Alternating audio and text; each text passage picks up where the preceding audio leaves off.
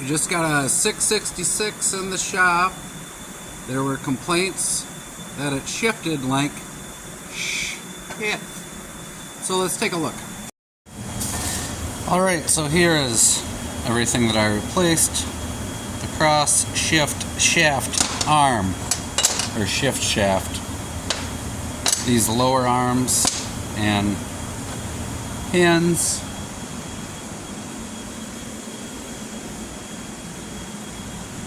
And now she's pretty good. I'm sure when you're driving this down the road, you probably do feel some type of way. Let's just climb aboard here and really get it. It's a lazy boy style there, I see. Alright.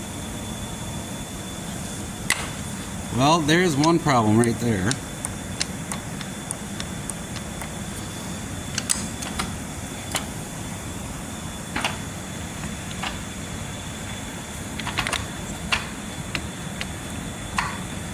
I don't know.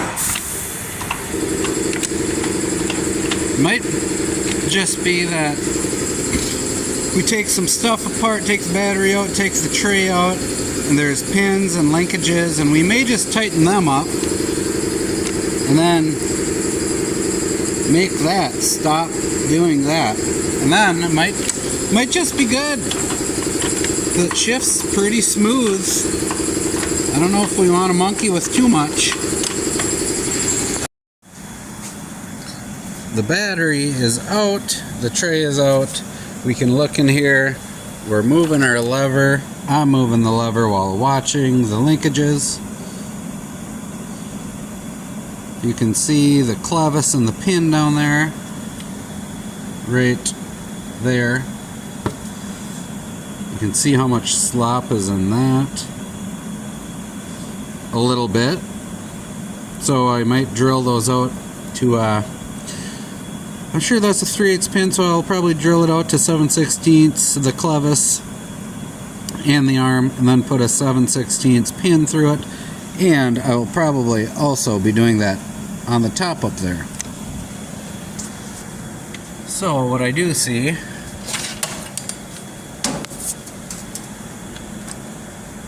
is that if you watch that arm right there, I have to move the lever.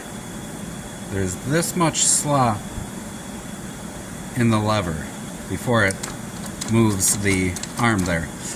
So there's a cross shaft that goes through here, and that cross shaft is worn out. So we will have to replace that cross shaft. And it's a lot of fun. Well, it can turn into a lot of fun if you're not careful. One thing to do that I have found is when you do take the cross shaft out, you're going to want to keep all that stuff in place as best as you can. So, yeah, as you will see. Well, hopefully you just see me keep everything in place, and you don't witness a struggle. Well, it's 2 weeks later. It's 3 o'clock on a Friday, and the 666 shift parts have shown up. So yeah, how blessed I am, because now it's time to put them in. We might the plan is to get them in before 5 o'clock. Otherwise, this project could take a turn for the worse. But we're going to take this handle off here. The pin there stuck, of course. So that's how this project is going to go, I believe.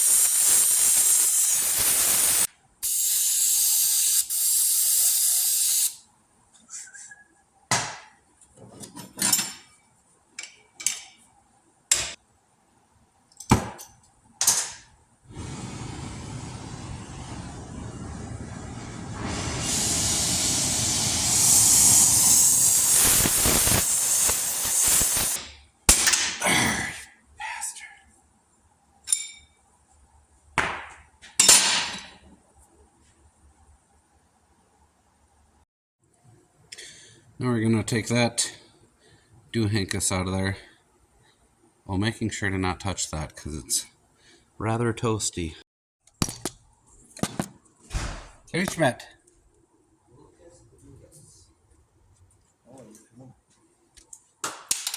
Can I? What one was in the case? This one.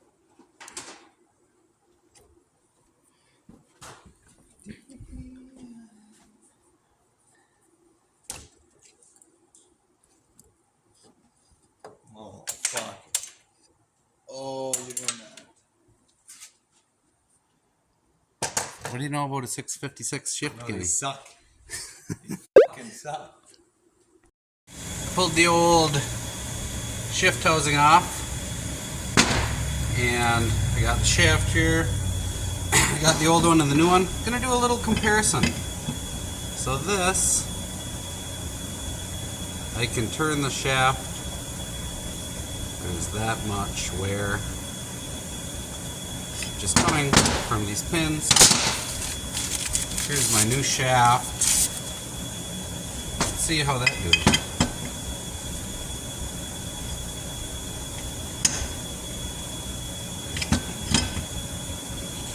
That's very snug.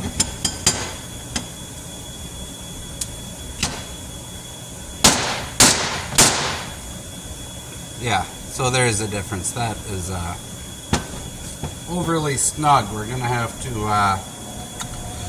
loosen her up a little bit, but that'll take care of a lot of the slop that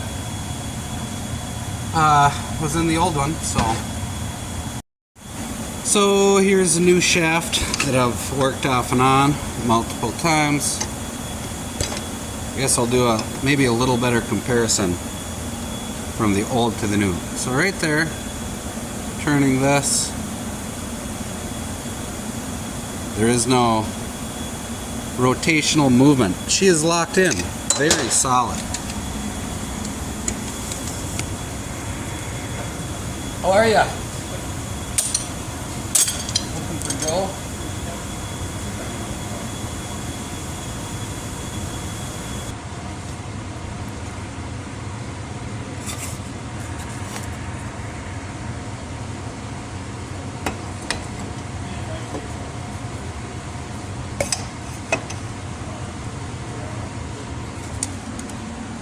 Alright, so there's the old shaft.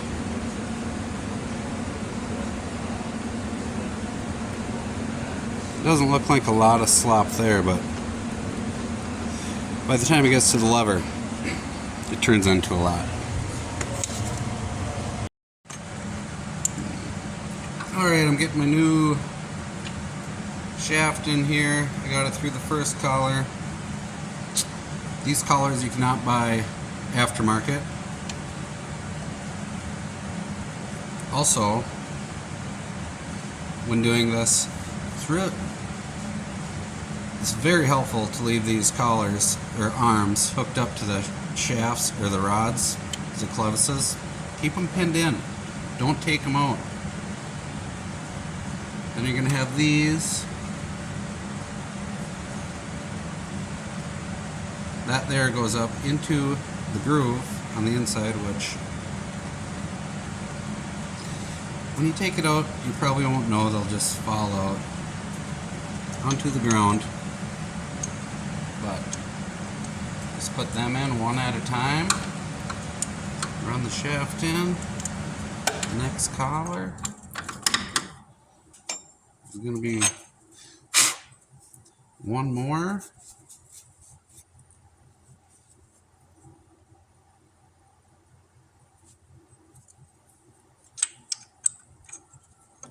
It can only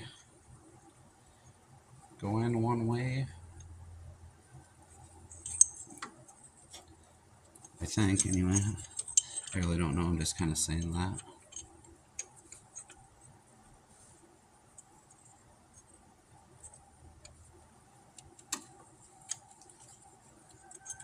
That's where somebody would say, comment down below and let me know, but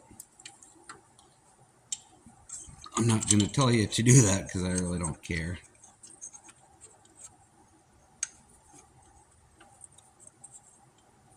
Come on, you son of a gun. Jeez. All right. Last one here.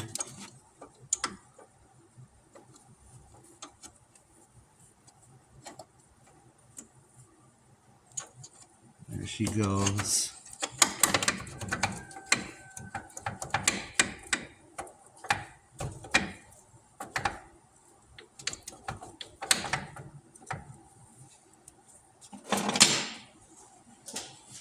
And then once you get to this point, you just joking, don't do that.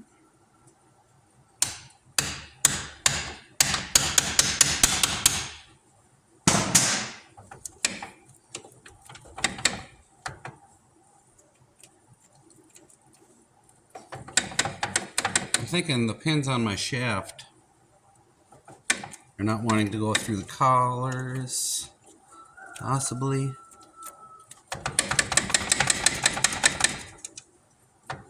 Dang. Oh yeah. Not all the bolts are tight in this thing.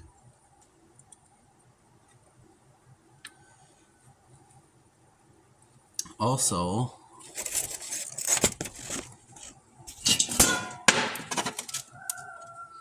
that nut there, we're gonna have to loosen. That's your detent.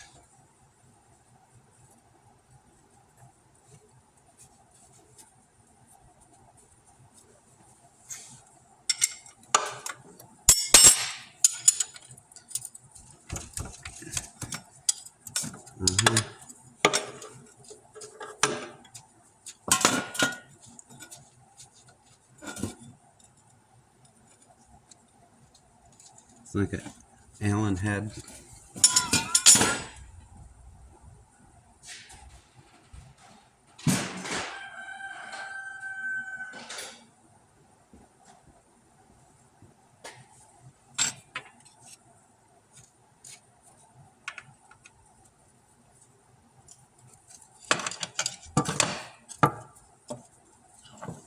Let's just take that right out of there.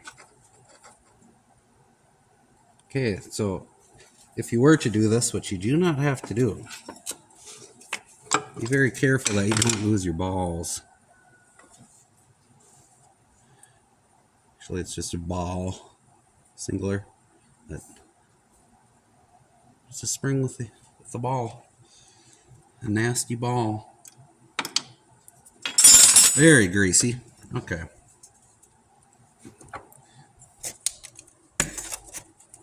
Let's back up over here. Alright, back to the wiggle and jiggle.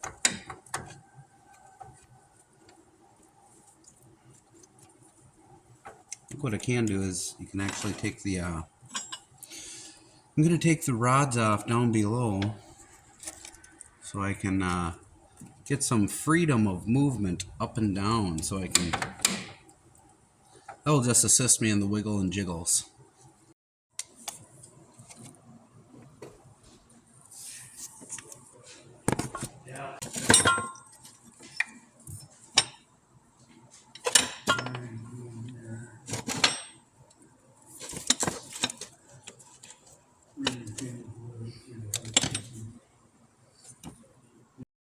It's now 4 o'clock on a Friday. I put a solid hour of hard labor into this thing.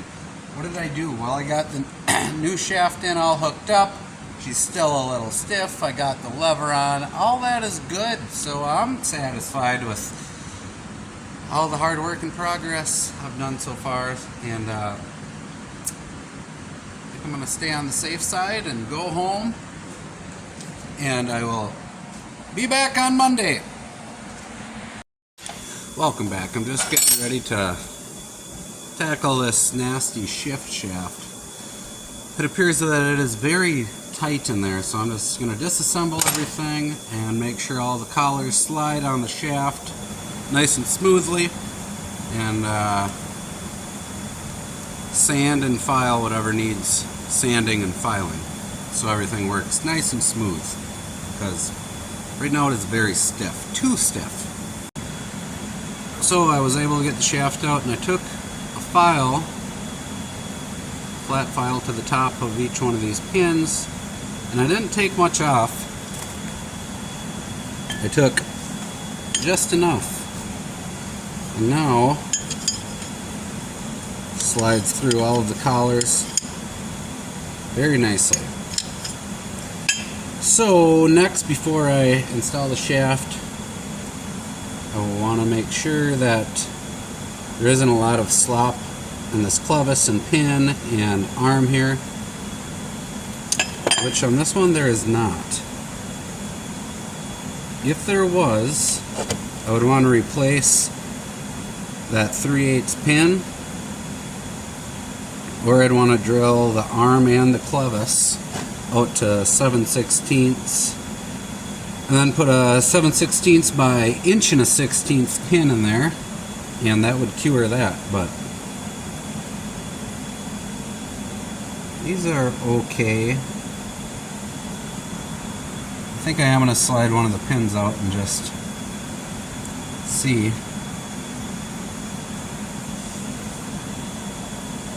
how worn they actually are.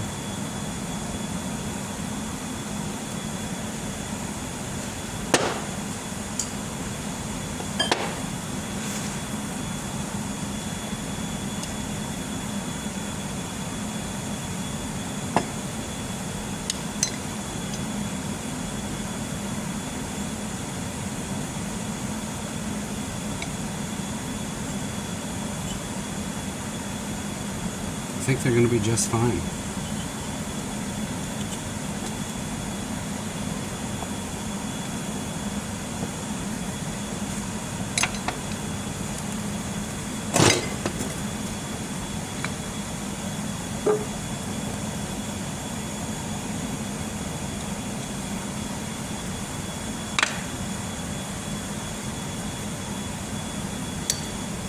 And one other thing, when you're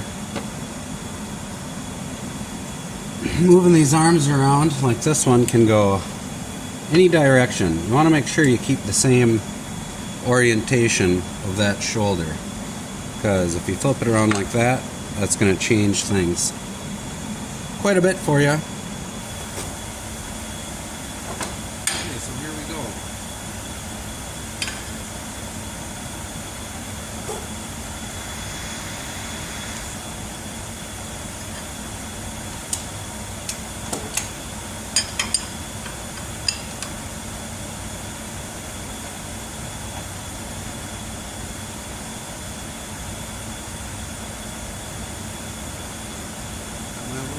Here, they go like that.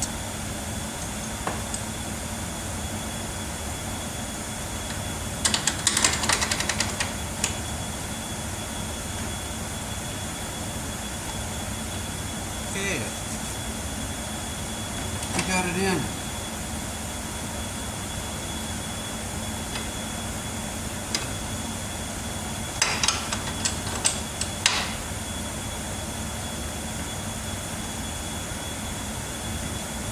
Pin in.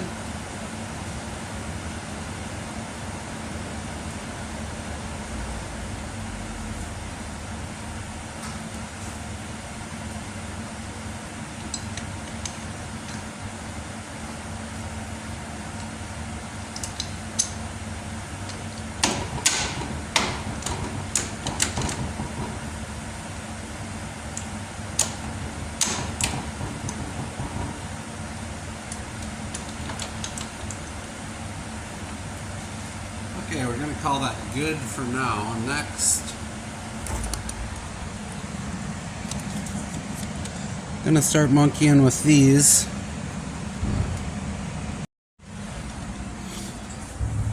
This is what I got for the parts here.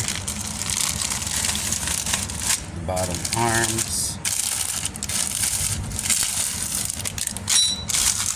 Boom, boom, boom. Also have these.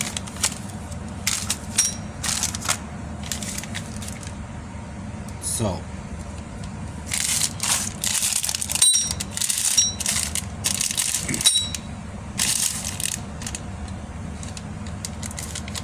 These are all the same part number.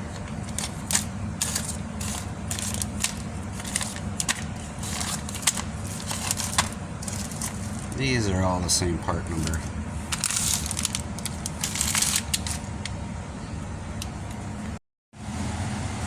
Alright, so this is how the new one is fitting.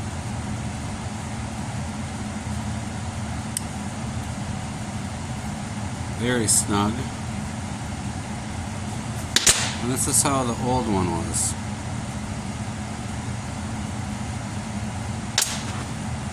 So this should make quite the improvement.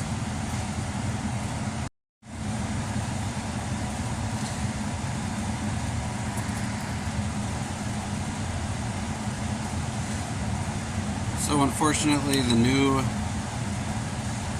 arms do not come with snap rings, and you can reuse the old ones, but I'm using new 7/32 external E-type snap rings. Just so you know.